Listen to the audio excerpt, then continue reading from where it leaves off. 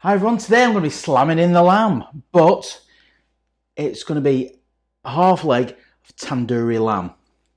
Now, what I'm going to do first, I'm going to do a dry rub, which I've already made. Here's one I prepared earlier.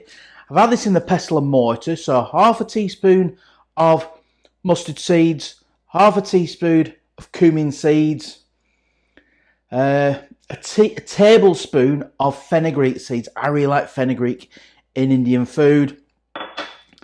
Half a teaspoon of garam masala and some of this stuff. This is really good. This is East End tandoori masala. I use this in a lot of Indian cooking. I find it's really good. So it's all been in the pestle and mortar with a bit of fresh mint out of the garden. It's lamb. Of course, you got some mint in lamb. Contents of 4 cardamom pods, and I think I chucked a couple of cloves in it. Been in the old pestle and mortar. You don't really want to watch me stirring away. This is boring enough anyway, you're watching this. But there you go. Let's get the lamb prepped and ready now. So less of my ugly face. There you go, if you want to see me. Let's do the old Keith Floyd and look at the dish. Don't look at me, look at the dish. So this is the lamb, completely unseasoned. What I'm going to do, I'm just going to gently introduce a knife to it and just gently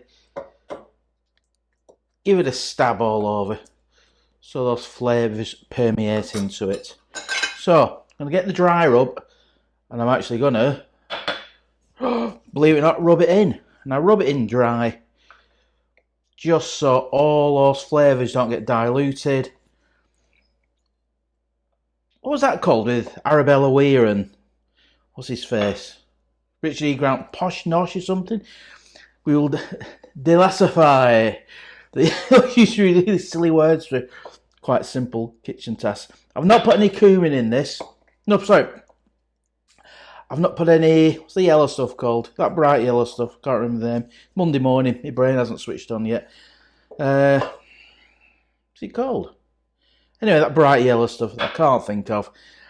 I'll think of it in a second. Not putting that in because I don't really want bright yellow fingers. So, as you can see, I am rubbing it all over.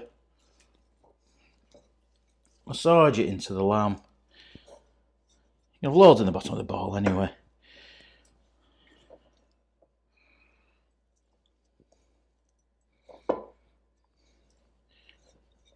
Right, let's put the last bit on. I'm going to chuck this in the fridge for an hour before part 2. See, I haven't got yellow hands. Turmeric, that's the word I'm looking for. No turmeric in it yet. Yes, don't yell hands. Be back in an hour.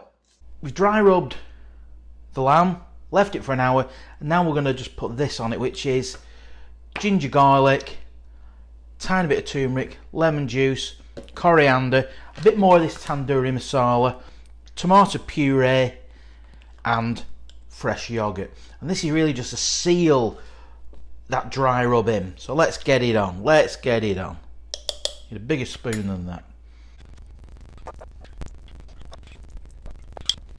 Right, so that's completely covered.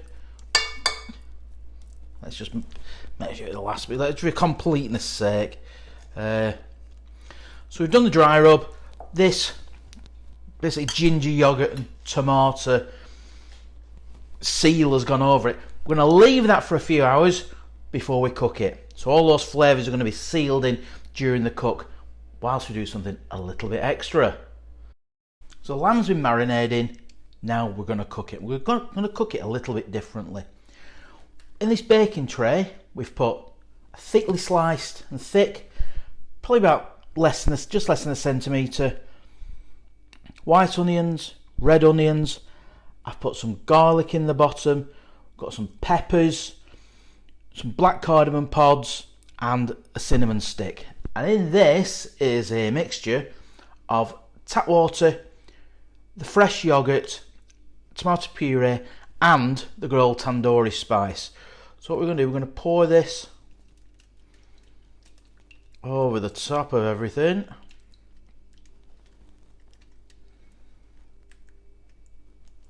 Doesn't matter if it's a bit gloopy inside. I'm going to pour that over. Then we're going to put the lamb on top, and it'll steam everything. And I'm going to cover the whole lot with foil, and everything in here will steam. I might actually put a bit more yogurt and water in, to be honest, but around the sides, just so when it cooks, it steams nicely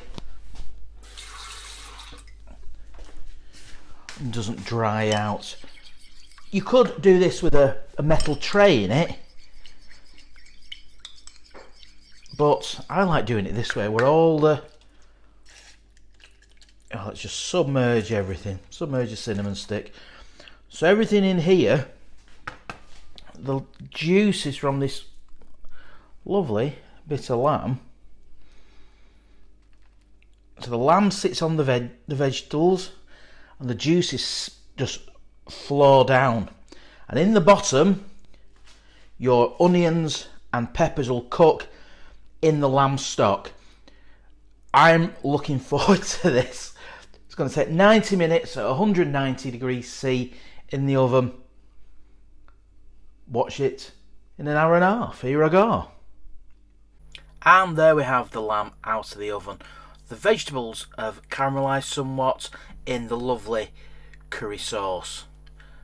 Carving up the lamb, it was beautiful. It was perfectly cooked, and I served it with some basmati rice and the sauce that I cooked it in. Really good, quite easy, and very tasty for all the family. Thanks for watching. If you like our recipes, please don't forget to subscribe.